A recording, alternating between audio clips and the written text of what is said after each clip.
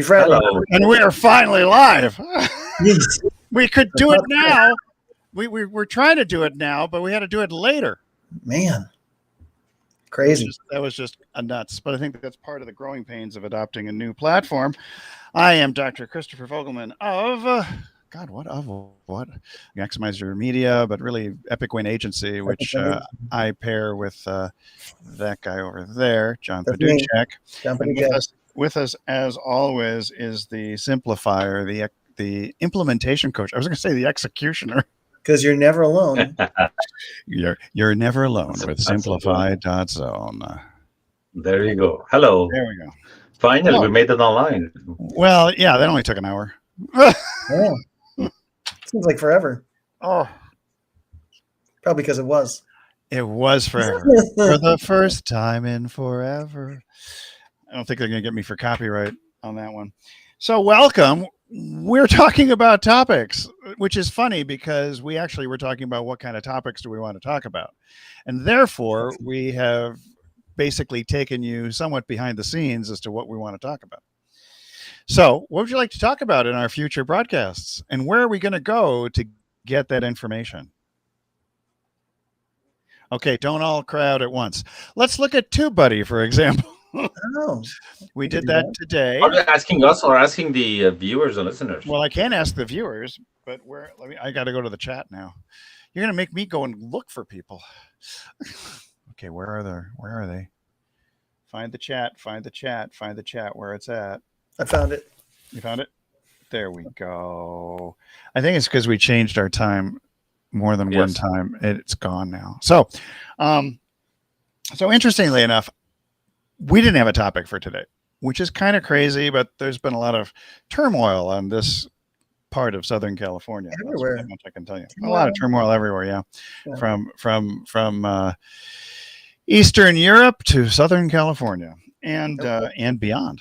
So so I go to use the tool known as TubeBuddy and got over in the channel and started looking up topics. And one of the topics that I came up with were, what kinds of things do you choose for topics, which turned out to have 18.4 million searches. So people are looking for ways to come up with topics for content. And it is one of the most common things people ask me about. And it's quite topical. Yes. Not unlike a cream for your face. It's one of the four fears. 4 fears. Running out of things to say. Running out of things to say. What are the other 4 fears, John?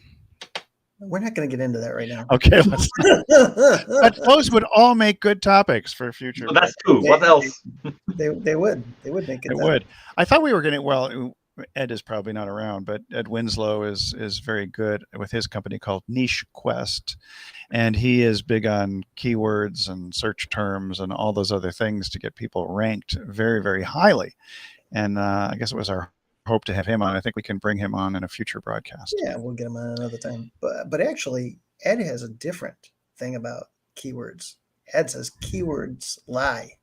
Like they lie about keywords. Keywords lie? Yes. Are they fake keywords? Like sometimes the keywords you really want, the keyword tools lie about them. Meaning like SEMrush and Uber Suggest and all the others? Mm-hmm. Really? I did not know that. Mm-hmm. So how do they lie and what do they lie about?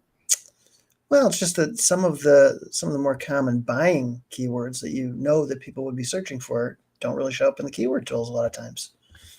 And in fact, Ed shared a story with me the other day. He said, I was talking to a client of mine.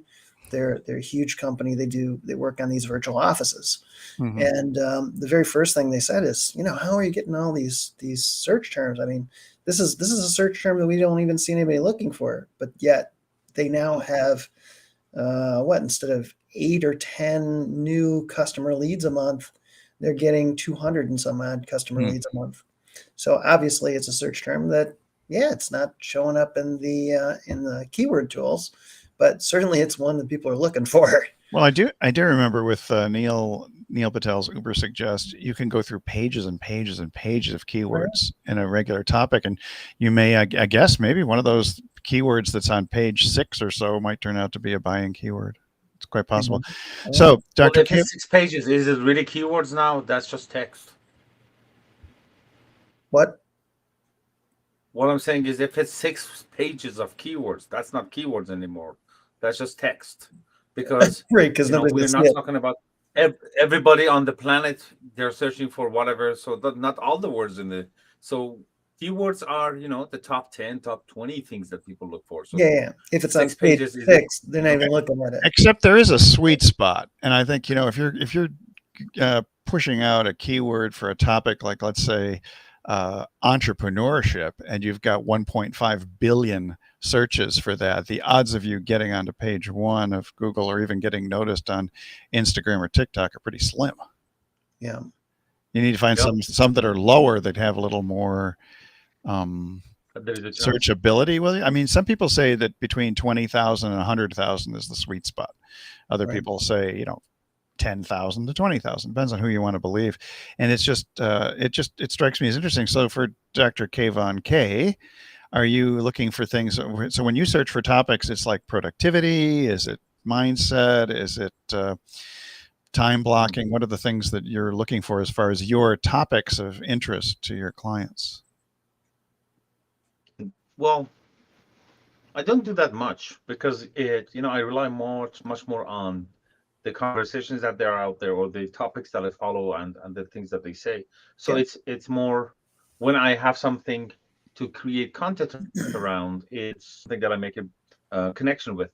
When I search for something, it's usually very specific, like, I don't know, Parkinson's law. So that's specifically, I look for that and see what a few resources are talking about that. Or, again, this is too broad, but let's say inbound selling. Then you find a bunch of resources. So I end up doing comparison of different sources on topics. So my searches are usually not for products. They're usually around topics and content and learning it, that sort of thing. Well, that's what we're talking about, actually. How do you choose your topics? It's based on the conversations you have with clients, and they said, "Oh, that seemed to be resonant. Let's try some more along that line." When well, I'm going to get back to this. I used to do it before, but I want to get back to it. But think about creating ongoing topic and regular ones. It's here's the thing. My way of content development, and which is my strength, is giving people another perspective on something, looking at something in a different kind of way. So many times it's the same topic as usual. Like, say, okay, we talk about productivity. So let's talk about productivity. So usually when you search productivity, you end up with Pomodoro to-do list or Pomodoro. Yeah, exactly. Yes, time management and that sort of thing. Tools.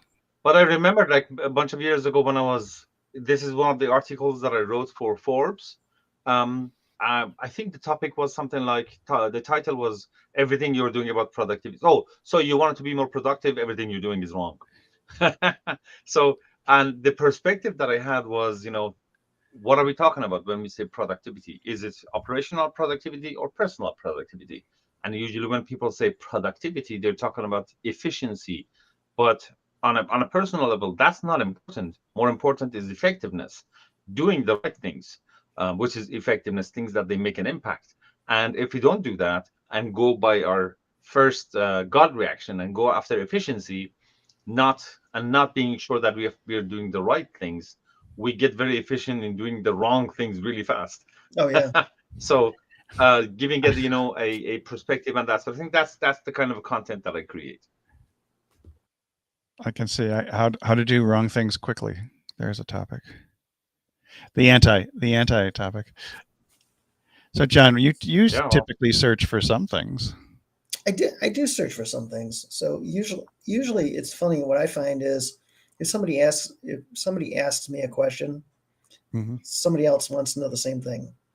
So that's usually one of the very first places that I start, is with that. I also know that there's some very common things that people would like to know about what I do, and I'll go through that and just kind of create a matrix out of those things, and then see what other things I can link together from that would make sense, or that we can also teach Google how to make associations with different things, as I've learned from Ed. So for instance, one of his examples would be a guy that does all kinds of metal painting, was painting water tanks. And Google made the association that, hey, if you can paint water tanks, I bet you could paint a water park because there's a lot of metal in there. Or not paint a waterfall, because that Yeah, would be bad. so we can actually teach. If we think about it logically, we can also kind of teach the search engines that we can get them to associate things together for us. So I kind of like that concept, and I've been looking at that a little more deeply lately, of how I can go about coming up with a full matrix of things that I make videos on a regular basis that I'd want to make some deep associations for. I noticed there's a lot of Do you AI use operators in your search? operators Yeah. are standing by. Like What if and that or then? and That's what I was And going to say. I mean, Standing by. yeah. your call is This very is very important. important to me. Please stand by. Yes. Well, this No, I mean as in you want to look for web pages that they are painting metal, but not water park. So you can say search Yeah. for this, not with that, and or specific searches and within a certain date that can like the operators to optimize the search. It's kind of interesting though at the level of stuff that Ed's been working on. It's kind of fun to see how it makes associations. It's actually created new markets for a couple of his clients because I said, hey, I never really thought of doing that kind of work, but I certainly can, and they've made multiple millions of dollars doing it. So it's quite an intriguing concept that you're able to pull that off. We'll definitely have to have in one of our podcasts. I mean, Yeah. broadcasts. Gotta bring them in. We'll have them come talk about that sometime. Well, when yours truly has figured out how to operate this studio. There you go. But it is kind of fun to think that you're able to do that, or that they can make those kinds of leaps. And I think that's part of a lot of the stuff that's going on right now with AI. We kind of take for granted that, hey, I can search for this, I can search for that, but we don't really think that they're going to make that leap of saying, hey, I see that John does this kind of work and that kind of work, and there's this thing in between. I wonder if he can do this. Or to just take a simple photo and stick it into the Google AI to see what it says about it is pretty intriguing too. Well, I have found in doing short videos, both in TikTok and Instagram now, they will actually sometimes suggest music based not just on the images, like if I'm at the beach or something, but they pull the words out of my audio. So I'm speaking into the microphone of the smartphone, and then they will pull in a song that has something to do with what I had just said. Oh. And like under pressure. That's intriguing. Yeah, that's intriguing. It's intriguing, and it puts a gun to my head. It could have been today's song for sure. Today's song, which was gun to my head. It's like, or that. Bum, bum, bum, ba-da-dum, bum. But I always feel like somebody's watching me. And we've been doing that a couple different ways. We use the search engines to look at, or we use Google to see, what kind of suggestions it makes as we start typing different things in. But we've also used, tools like Jasper now to come up with new titles for videos and blog articles or whatever it might be. So many different things that we can tap into that we didn't really have access to before. Well, so I think a lot of this is going to stem from, so I do a lot of scrolling now through mainly Instagram and TikTok, and looking for how people who are doing business oriented things, or Facebook advertising, or entrepreneurship, or mindset, or those types of things, how they are presenting themselves. And the videos we've talked about before are getting shorter and shorter and shorter and shorter, down to as short as 5 seconds now with a popular audio. I have enough trouble with 8 to 15 seconds. To get down to 5 is even more challenging than I could possibly imagine. That's almost a picture. It's almost a picture. Exactly. You're putting it's a still picture for 5 seconds. And so with some music, I guess that might constitute a video. And, but it's very, very challenging sometimes to break down particularly if you have a particular coaching business, and let's say that you're covering maybe like video marketing, your 4 fears of going live, sure, advertising on Facebook versus advertising on YouTube, and that sort of thing, to narrow down what your topics are. And I think that probably the best thing is what you were just mentioning. People ask a question and you answer it. Yeah. And so wasn't there not just Quora, but there's another place that you can go where you just can enter a few terms and it tells you what people are searching for Answer across the a public. wide variety. What is it called? Answer the public. Yeah, Answer the Public. There's That's no the one. place you can go. That's amazing. I've only is tried it amazing. a couple of times, but it's astounding to see the results that you can get because people, why not just, answer people's questions? And I think this is the beauty also of when you are involved in coaching and maybe you have a group coaching program where you have, say, 10 people, and the 10 people essentially become your focus group. And you have the opportunity also, if you're doing one-on-one work, to just take a deep dive into what people are really interested in, because you may have a topic in your head and it turns out nobody cares. That's true. You might care, but your market may not. Could very well turn out that way. Could also turn out that you went and you looked up a search term that just, hey, they lied to you about that search term. They lied to me about it. It wasn't really something that people were actively. I don't think. So why would they lie? Well, that's a good question. Maybe their algorithms aren't very good. I don't have an answer to that. They may not be lying, or maybe they're connect. Yeah, this is kind of the way we discuss it. Let's bring Ed in at some point. Yeah, ask him, what do you mean by search? So that's actually a good topic, perhaps for next week. How to know when your keyword search tools are lying, or something like that. Your keyword search tool may be lying to you. Mm-hmm. Oh, there you go. That's a good topic. But that's our topic. Before that, are keywords even important? Your keyword search tool may be lying to you. I have to remember that one. I'll look at the replay here since we're. And I would have never thought of it until he showed me some examples of it, and I was like, "Wow, that's pretty impressive." But that's also the beauty of just having conversations with people. You eventually find out through genuine conversations what somebody really is interested in. You do, as opposed to what you think they're interested in. And somebody said this to me yesterday, and I said, it's genius in the sense that we just need to talk to our clients a whole lot more. Yeah. So if you go through and you're talking to them, they usually think of things that are more meaningful or on a different level than maybe we were thinking of. And if you're not doing that, gosh, you're really missing out. So if you're running out of topics to talk about, that's probably one of the very first places to go. Go talk to some of your existing clients and ask them, what things do you like about what we've put together? What would you like to see more of? What did you hate? Yeah. How did you kind of connect the dots to come work with me in the first place? Maybe you never asked them this. So there's a lot of things that we can kind of glean information that we can create stuff from. Also, ask me anything sessions. Yeah. The Ask Me Anything sessions are great. I was just on one today, and that was really good. Not for me personally, but asking someone else. Those are really great because they'll tell you. And Rich Sheffrin, our buddy Rich Sheffrin, does that a lot, or has been doing it. I haven't seen him lately on any live streams, but basically he'd do some Ask Me Anything, and boy, there were entrepreneurs making 7 figures asking him all kinds of questions. So those are really interesting. I will say, from a marketing standpoint, you think of the terminology, I like to think of having a conversation with a client or potential client is your opportunity to have a genuine focus group of one.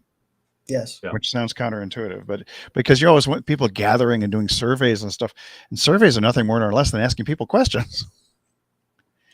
But we think that we have to have some sort of formal form with, little boxes and all kinds of stuff. We get too stuck in the tactics, and we're less concerned about the strategy of having a genuine conversation. Yeah, you can go ask people on the street. Yeah. Like Jay Leno used to do. Your view on the street. Those are some of my favorites. I love those things. Some of my favorites were especially when Jay Leno. I remember once he was walking around asking people, how many moons does Earth have? Yeah, right. How many? All sorts of answers. How many? We had all sorts of answers, but one of them was that I remembered, and the guy was, I guess, he thought he's smart. He said, "Haha, that's a trick question. Earth doesn't have any moon." And he said, "Yeah. Well, what about the moon?" He goes, "Oh, right, the moon." Oh boy. Right. But the moon's flat anyway, so. Oh, the Earth is flat. No, the moon is round, but Earth is flat. Oh, okay. Moon is round. Moon is a Earth is globe. flat. Earth is a disk. That's the theory. Are we going to get a disclaimer under Facebook or someplace else like this saying these flat earthers are None of not this to be is believed true. today? Or astronomers would recognize that the Earth is actually round, or an oblate spheroid. Yeah. For those of you who are really technical, the oblate spheroid. Yeah. It's slightly pear-shaped. Slightly. Slightly. Egg-shaped. Egg-shaped, pear-shaped, egg-shaped. Yeah, egg-shaped. More egg-shaped. More egg-shaped than pear-shaped, yeah. I think. But not a pair of eggs, because that would be too many. Yeah. But less than a dozen. And we've gone off the rails once again. What are we talking about? No, We're talking about keywords like topics. Topics. Yeah. Topics. So Yeah. if you're a food blogger, and you have a particular area, you're going to choose those topics. Like my wife, the Mexican food blogger, would not be delving into Korean cuisine, for example.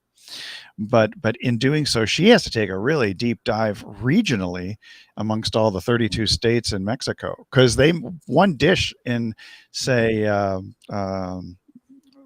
say Sonora is going to be different than Durango, which will be different from Baja. Mhm. And even though they call it a single dish, and so then you have to keep asking people questions and doing a lot of research. I think the deeper you dive into your own particular area of expertise, the more you realize that you've got this central piece, but it does give you the opportunity to branch out into other areas. I was just going to say that. Like how to a topic could be a series of topic could be around taste buds. Different way. Like how to develop your taste buds. What was that, Kayvon? What's that? Sorry. I said that series of topics could be around taste buds. Similar in music that you have ear training. So how to develop your taste buds, how to be able to tell the nuances, differences between regions that they're close to each other. Like there are 32. When we say Mexican food, there are 32 different nuances of flavor and this and that. So how to develop your taste buds so you can tell the difference. Estados Unidos de Mexico. Yeah. It's the United States of Mexico. So you say United States and Mexico, they're like, yeah, we're here. we are the United States. Mexico. Pretty interesting. What I was going to say around what you just said is that the more that we experiment in a particular area and start creating videos or blog posts or whatever kind of content we're creating, the more that we tend to get greater clarity as we go along. So I think that's another thing. So anybody who's kind of stalled, and the idea of the show is, hey, let's do it now. Don't be stalled. Just start creating some videos. See how they get responded to. If other people ask more questions about them, it's a great starting point. Then you've got questions to answer. So that creates more things that you can talk about. So, and I would say, fear not, young people and elders alike, of throwing spaghetti at the wall and seeing what sticks. A little bit. Because sometimes that actually is valuable, even though people say, oh, never do that, never do that. But I can tell you from my experience in the last several months of short form video that I am surprised at those things that become popular. I'm surprised at the things that I think are really good that nobody really cares to see.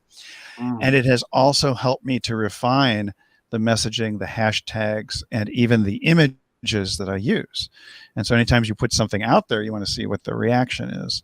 But I'll agree with you, John, and Kayvon, they're just asking people questions and having conversations is the best thing. It's a conversational world.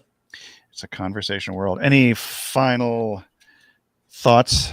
Just one thing to add to that, the advantage of talking to people, it's not only about finding out what is it on their mind and what is it that they're looking for, but also many times when you have a multiple conversation, you start to see patterns and notice patterns and connect the dots in a way that it was not clear to them, but because you're hearing all of that. So you come with a solution that suddenly, instead of 2 or 3 different options, one idea fixes a few things, or you find the root cause of the situation. So by fixing the root cause, all of the symptoms are going to go away. So that's another advantage of connecting the dots in a way that they haven't been connected before. And isn't it true also that people come usually to have their symptoms erased and they're not necessarily concerned with what the cause is? Yeah, well, they're not concerned, not that because they don't care, because it's not on their radar. Right. Yeah. Their whole mind is occupied with the symptoms. Yes, that's all they see. That's all they know. until it's we point out. And also, yeah, we live in a culture that we are just more attracted to symptomatic cures. I Mhm. feel like I'm at the doctor's office right now. Yeah. Well, Doctor, now doctor? turn and cough, John. Just a minute. Just for a minute there. I just was Turn and cough. okay. None of that. We'll have none of that No, on a we'll live have none. broadcast. Doctors, we aren't going to hurt each other, are we? No, we're not. We can poke at you a Doctor, little bit. I'm just going to poke around. Just a little, or do stupid phone tricks. Hey, Oh my Kayvon, goodness! it's for you. It's for you, Dr. K. let me get it. Okay, thank you. Hey, oh, there you Pick up that phone. It's still over there. Yeah, It's there you still go. over there. go. These are the Oh things my we do goodness on live video. gracious! So much fun. We're trying to get things done. There you Yeah. All right. So we are there Okay. anything else that you want to talk about on this thing before we wrap it up in terms of where to find No, your I'm topic? just glad that we We're able to We find succeeded and where we others got may have failed. online. Wow, Yes, it was a we tough time. boldly went somewhere that nobody else has gone before. Boldly. This is March. It was supposed to be March 4th. I got the little video of a marching band because I didn't want to do anything military based on the current news cycle. But I have the little marching band running across there at the very beginning of the intro. There's no And military stuff going on. Yes. yeah, and I thought to myself, God, if we can't go live, I spent all that time putting that thing together, and would have been greatly disappointed had the marching band not been able to march. Especially since it's March 4th, the only date in the calendar that is a direction or an order.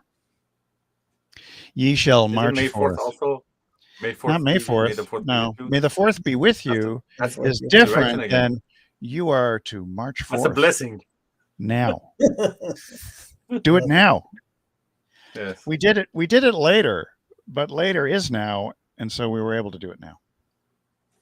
Oh, okay. Thus Getting over endeth. my- Thus It's endeth. becoming an episode of Doctor Who.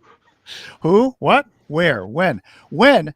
Next week we will be on time because I'm going to be experimenting with this thing for at least 3 days in a row to make sure that I got all You can the take little that. controls right Mhm. and understand this platform a little bit more. I will confess that I have been really, really good with StreamYard, and this interface has me somewhat confused and befuddled. But out of the confusion and befuddlement shall come order.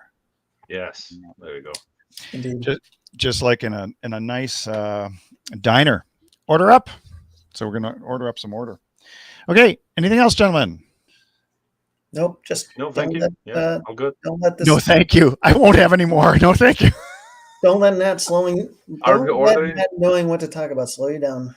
Don't let it Yes, slow you there we go. down. No need for that to slow you down. I think. Oh boy. Well, What? we'll see what happens later. Never mind. I'm a little concerned. Oh, All right. We'll see if this actually was recorded. did I do something? No, nothing bad. Nothing bad at all. All right. We'll see you next week. Okay. Bye. Bye bye. Ciao, ciao for now. Okay. This is weird. We're still live. I can't figure out how to turn it off. So Very weird. weird. I'm just going to exit out. I'll get you on a chat in Facebook. Okay. Goodbye. Okay. Bye, everyone.